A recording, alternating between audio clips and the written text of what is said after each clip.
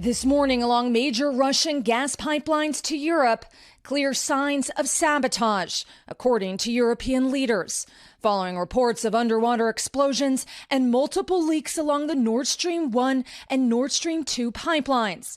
Ukrainian leaders blaming Russia for an act of aggression designed to cause pre-winter panic, while Russian state media pointed to outside involvement.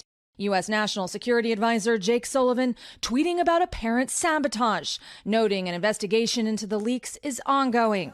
Meanwhile, in Russian-occupied areas, polls are closed, bringing the Kremlin, the West says, one step closer to illegally annexing 15% of Ukraine. Russian state media claiming over 90% voted to join the Russian Federation. Results Ukrainians are calling a sham.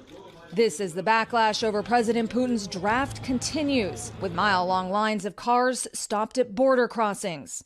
Those who can afford it are leaving aboard private jets. In Russia, every day you can get maximum 15 requests, maybe 100 requests. How many requests are you getting now? Between 1,000 and 2,000. In the destroyed Ukrainian town of Izum, the aftermath of the kind of violence tens of thousands of Russian men are hoping to escape. A resident tells me one night the missiles were raining down on this area. They struck her car parked just outside in the yard.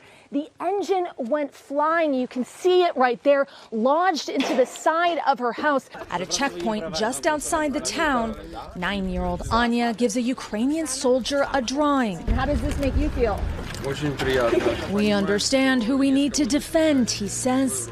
Children are the most precious. And you can see the child's playset outside this bombed out apartment building. It's clear children were living here, and children have been hit hard in this war. According to Ukrainian officials, nearly 1,200 children have been either killed or injured during the course of the conflict, and UNICEF says that number is likely much higher. Hoda. That is horrifying. All right, Aaron McLaughlin for us there in Ukraine. Aaron, thank you. Hey, thanks for watching our YouTube channel. Find your favorite recipes, celebrity interviews, uplifting stories, shop our favorite deals, and so much more with the Today app. Download it now.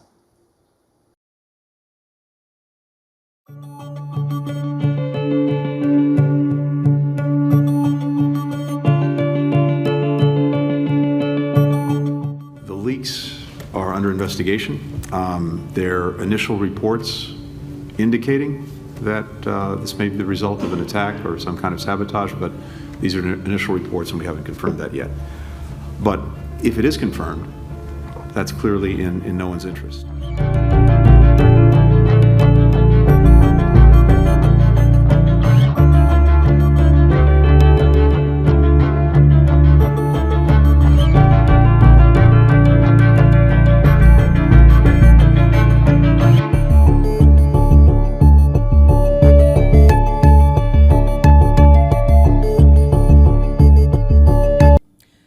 Europe, it just keeps getting worse. Winter is approaching and the continent is desperately trying to avoid an energy crisis. It is stockpiling gas and rationing supplies. If it fails to build reserves right now, Europe would be staring at rolling blackouts, shuttered factories, and a deep recession. It is not an easy task. And now European leaders have a new problem to deal with. The shortages could begin sooner than Europe predicted. The pipelines that supply gas to Europe are leaking. The ones that bring gas from Russia to Europe, they are damaged. There are leaks at both the Nord Stream 1 and the Nord Stream 2. Doesn't that sound suspicious? Already, Russia has cut gas supplies to the region, and now suddenly the pipelines are leaking. Is this just a coincidence? That's exactly what leaders of two European countries are wondering as well. Germany and Denmark suspect this is an act of sabotage. Is that the truth? Is someone trying to sabotage Europe's gas supplies? On Gravitas tonight, we decode Europe's latest energy crisis. First, let's tell you about those leaks. Here is what's happening. Russia had built two pipelines to supply gas to Europe, the Nord Stream 1 and the Nord Stream 2. Both the supply lines are under the Baltic Sea. Last night, both pipelines developed mysterious leaks. Officials monitoring the pipelines saw a sudden drop in pressure. Sweden was the first one to report the leaks. It discovered two leaks on Nord Stream 1. Soon after that, more reports came out. Denmark discovered similar problems on the Nord Stream 2. This pipeline is not really in use. It was supposed to be operationalized, but the plans were shelved in February this year. It happened just days before Russia invaded Ukraine. Russian troops had amassed around Ukraine by then. Their offensive pretty much killed any plans to operationalize Nord Stream 2. So Europe's supply will not be impacted a lot if this pipeline is damaged. The bigger worry are the leaks at the Nord Stream 1. It is the main pipeline that supplies gas to Europe. Here are some quick facts. In 2021, Russia supplied nearly 40% of the EU's gas needs through the Nord Stream 1. Before the war, several major European economies depended on Russian gas supplies. Half of Germany's gas imports are Russian. France got a quarter of its supply from Russia. Italy got 46% of its gas from Russia. Since the war in Ukraine started, the Russian supply has not been steady. Moscow has cut Nord Stream's capacity to just 20%. It blamed the Western sanctions for this. Russia claimed important equipment to run the pipeline is being held up. Now the same pipeline is leaking. There is no clear explanation yet. No one can say for sure what is happening. But some claims have emerged. Swedish seismologists have come up with an assessment. They say that they detected some explosions near the Nord Stream pipelines. Apparently, they happened in the same area as the gas leaks. Germany is investigating this as an act of sabotage. The evidence points to a violent act rather than a technical issue. That is what a German security official told an American news outlet. Denmark's Prime Minister has doubts as well, saying it is hard to imagine these are coincidences. We cannot rule out sabotage. Poland also is raising concerns. Consider these comments from the Polish Prime Minister. We don't know all the details, but we see clearly that it is an act of sabotage related to the next step of escalation in Ukraine. So key European leaders are crying foul. They are obviously hinting at a potential Russian hand. In the past, the European Union has accused Russia of blackmailing the region. Moscow, of course, has hit back at Europe. But this time, the Kremlin is singing the same tune. Russia also fears the Nord Stream could have been sabotaged. This is a very alarming news.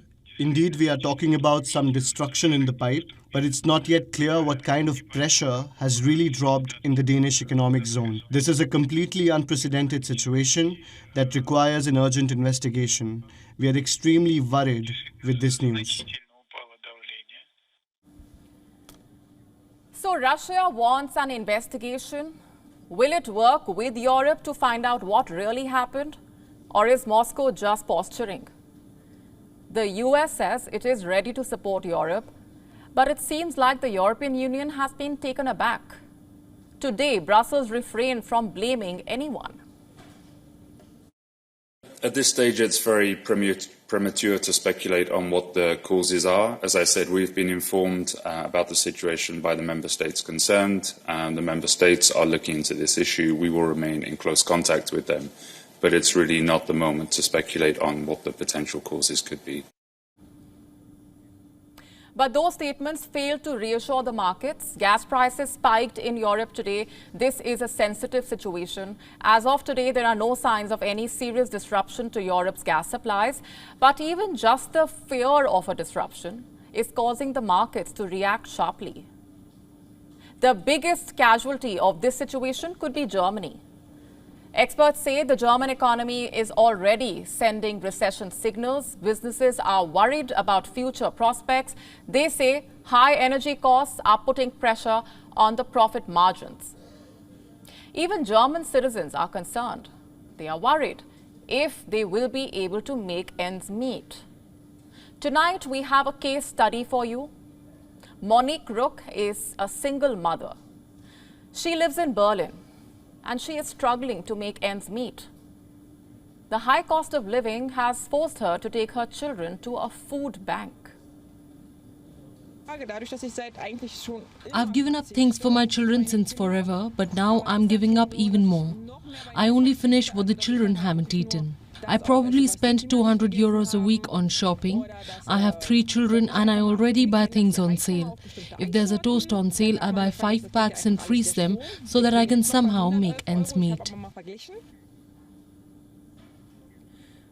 Authorities are investigating whether sabotage is the cause of leaks in the Nord Stream gas pipelines connecting Russia to Europe. Scientists recorded explosions in the Baltic Sea before detecting 3 simultaneous leaks. Ukraine's accused Russia of carrying out a terror attack. Germany, Denmark and the US all fear it could be sabotage. The Kremlin says it's extremely concerned about the leaks. The pipeline operator says the damage is unprecedented. Gas bubbles churn the Baltic Sea. This video from Denmark's military shows one area where, 70 metres below sea level, gas is escaping from the Nord Stream pipelines. The undersea pipelines, Nord Stream 1 and 2, link Russia and Germany. 3 red dots mark the places where leaks were detected. Even though the pipelines are not currently delivering Russian gas to Europe, there's still fuel in the pipes. The pipeline's operator reported a drop in pressure, but researchers said they had detected possible explosions in the area where the leaks were observed.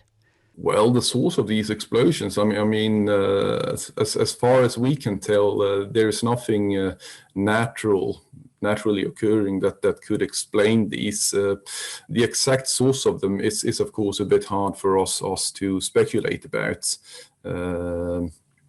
If these really are explosions, which we find highly likely, then of course they're man-made somehow. Denmark's Prime Minister would not exclude intentional damage to the pipes. We cannot rule it out. It is too early to draw conclusions. But this is an extraordinary situation. It is an unusual situation. And there are 3 leaks, even with some distance between them. And that is why it's hard to imagine that what's happening is a coincidence. But her Polish counterpart alleged that the leaks are sabotage after the leaders toured an energy facility in Poland. The questions over the gas leaks in the Baltic Sea highlight how politicized energy supplies have become following Russia's invasion of Ukraine. The Kremlin says it wants to know what caused the damage too. No option can be ruled out right now. It's clear that there is damage to the pipeline. We can't exclude any version of events regarding the reason for this before the results of the official investigation. It's an investigation that will be closely watched by Russia and its European neighbours. Let's watch it now with Benjamin Schmidt. He's a former European Energy Security Advisor at the US Department of State and joins us from Cambridge, Massachusetts. Welcome back to DW, Ben. What do you reckon? Sabotage? Unfortunately, I think so, Phil. I think that, when we saw this, let's go over the timeline of the last 24 hours. The first Nord Stream 2 trunk line, remember, each Nord Stream pipeline consists of 2 trunk lines carrying half the capacity each. So the first of the 2 Nord Stream 2 trunk lines first had reports of a pressure drop, rapid depressurization, and then visibility of a leak, basically bubbles coming to the surface that was first seen by a Danish F-16 pilot on patrol in the Baltic Sea. So what that said to me immediately was, where did this take place? And this took place southeast of Bornholm. And this is notable because the seabed southeast of Bornholm was for a long time objected to have construction like this going on by many of the Baltic Sea littoral states that took place in the Espoo Convention process that underscores the environmental security risk because of large-scale chemical and conventional munition dumping sites in that region that took place post-World War II. So my thought over last night, maybe it's some sort of physical security incident related to those dumping sites that were long since warned about since the very initiation of Nord Stream 2 project development. However, later yesterday, overnight, the rapid drop of Nord Stream 1 pressure through both of its trunk lines in a location that happens to be northeast of Bornholm, not directly adjacent to the Nord Stream 2 site, really, hits home that it very likely is some sort of man-made incident, and this really raises the stakes in a completely new and different way, but not a way that was completely unforeseen. There are reports that are coming out that the U.S. intelligence agency, the CIA, actually warned Berlin about this potential over the summer. Again, those are reported by Spiegel. So what man-made but deliberate, and who might benefit from sabotaging two non-operational pipelines? Well, look, there's any number of reasons that one can think of for the Russian Federation to do this. There was some speculation in Tagesspiegel yesterday that this could be a way for Russia to create what would be considered a false flag operation. In other words, to try to blame this either on Ukraine or Ukrainian partisans, on the West, on the United States, on Poland, on Germany, you name it, NATO, and basically to churn up uncertainty. It also would create uncertainty in the markets as well, but also have that political uncertainty to try to reduce the solidarity that the West has with Ukraine. But at the same time, there's another reason that we can look at, and this is tied back to the Siemens gas turbine sanctions waiver issue that I just testified before Canadian Parliament on just a few weeks ago, which is to say that Russia already is saying that should it need to go in and help repair these pipelines, that it would have to have sanctions lifted, technology sanctions lifted on the pipelines and on Russia for them to be able to do so. Okay, just looking at the pictures of these churning seas, one's wondering, why is there still pressurized gas in these pipelines when neither is operational?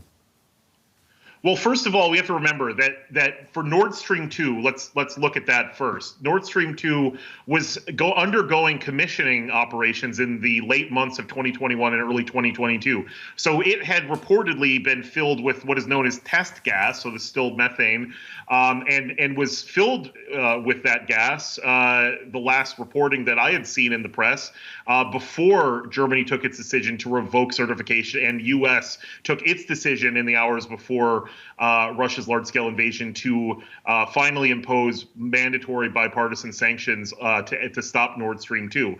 So what you're seeing from the Nord Stream 2 pipe is very likely that test gas escaping the pipeline from the seabed into the water column, which is a major concern for maritime traffic, because that can actually create unstable buoyancy situations in the water column that could create basically danger at the surface level for vessels. And on Nord Stream 1, yes, although Nord Stream 1 for the past 4 weeks or so has been cut off by a political decision by Moscow, although blamed on the turbine issue over the summer, again, this would be filled with latent gas. So the question is, has Russia turned off any pressure that could be going into the pipes to make this catastrophe even worse? And that's not an answer that I've been able to get yet. Okay, so looking at why this is so important to Europe's fuel security, energy security, winter is coming and we're going to be spending a lot more time indoors. How has the EU done in reducing its dependence on Russian oil and gas? It's working as fast as it can, Phil. The problem is it's very difficult to build infrastructure to increase that direct one-to-one hydrocarbon swap. So natural gas for natural gas, Russia for swapping out Russia for global market LNG as quickly as possible. There's development of floating storage and regasification units going on across the Baltic coastline, in particular in Germany. But with these, unexpected incidents, you have the situation where Russia is now already threatening to cut off gas through Ukraine and may try to use that to leverage and undermine Western solidarity on not only the technology sanctions that I talked about earlier, but also on Western support for Ukraine, trying to get to a ceasefire for Putin to basically reload and get through all of his recruitment of 300,000 troops and rebuild to take another run at Ukraine. And we can't let that happen. As ever, a pleasure talking to you, Ben. Always very clear. Former State Department European Energy Security Advisor Benjamin Schmidt. Thank you. Thanks so much, Phil. Well, data from the Swedish Seismological network indicates that 2 underwater explosions occurred before the pipeline leaks. The network's director, Björn Lund, talked me through the findings. Yes, we detected 2 blasts yesterday. One early in the morning between Sunday and Monday at 2 a.m. and then a second one later in the day at 7 p.m. In the evening. And the first blast occurred southeast of the Danish island of Bornholm, whereas the second one, which is slightly larger, and occurred to the northeast of Bornholm and very close to the location where the Swedish Maritime Administration tells us that these gas leakages, or the gas is leaking out of the pipeline. And could these explosions have been the result of some naturally occurring seismological event? No, these are not earthquakes and they are not underwater landslides. So these are definitely blasts. And we can see that both from evaluating the waveforms. Earthquakes do create slightly different seismic waves than blasts do. In this case, it's in the water, which makes the differences even larger. And finally, we have data on blasts in Swedish waters from the Swedish Navy, where they tell us in advance that they will be blasting. So we are pretty sure that these are not any natural phenomenon, but definitely blasts. And do you think these blasts are the cause or the effect? Do you think these blasts cause the holes in the pipelines, or perhaps an explosion in the pipeline caused the blast, if you see what I'm driving at there? Right. Now, we have no data to tell, which is the first and which comes second. We are looking into the data that we have, especially from the second blast, which was slightly larger, and comparing that to the blast data we have from the Swedish Navy blasts to see if we can spot any significant differences, for example, that would tell us that it would be a different source. But so far today, we have not been able to come up with anything that is conclusive. So these looks very much like there's a significant amount of explosives being detonated at the same time. OK, no doubt in your mind, this was man-made? That's right. OK, good talking to you. Thank you so much for joining us. Björn Lund, Director of the Swedish Seismological Network. Thank you. Well, energy analyst Mikhail Krudikin can tell us more about the pipelines themselves. Welcome to DW. What do you think? Was this sabotage? Yes, definitely it was sabotage, as far as we understand that the explosions and ruptures in the pipelines occurred almost simultaneously. But the problem is to determine who is to blame. If the investigators raise pieces of that pipeline and see that the holes in the pipes have edges pointing downwards inside the pipe, then it was an explosion from outside made by some maybe sabotage group or some underwater equipment which was to explode those pipelines. Or if we see that the explosions occurred inside the pipes, then it was Gazprom. Gazprom could easily send, something which the technicians called a pig. It's a robot that goes inside the pipeline, and it is very easy to, send it in the pipe to a specific point and then have it exploded. Right. Because Gazprom is definitely the company that benefits from the explosions. Explain to us why that is, because that would have been one of my next questions. So how would Gazprom benefit from these explosions? Gazprom has been trying to demonstrate to the outer world that it is decreasing the flow of gas to Europe, because of some technical problems, such as unsafe turbines and turbines requiring repairs. Siemens, the company that maintains the pipelines, proved that it was not true. And now Gazprom needs another pretext. But why does Gazprom need a pretext? These two pipelines are non-operational. Both have been shut down. So if it is Gazprom, if it is the Russian state, why blow up two pipelines that are not working anyway? They need some sort of an explanation. They must show that someone was blowing those pipes, and Gazprom is not to blame. Because if Gazprom shows to the world that the decrease or the termination of gas supply was caused by some force majeure, some circumstances that are beyond the will of Gazprom, then Gazprom is not going to pay the penalty for breaking the contracts and failing to deliver the necessary volume of gas. How difficult would it be then to... could a non-state actor be involved in this? We do not know yet, but it is a very determined act, either from inside or from outside. We do not know yet. I think investigation will show. And, the problem is that to repair those pipelines requires, many months of work. Thank you for joining us and explaining that so clearly. Energy analyst Mikhail Krutikin.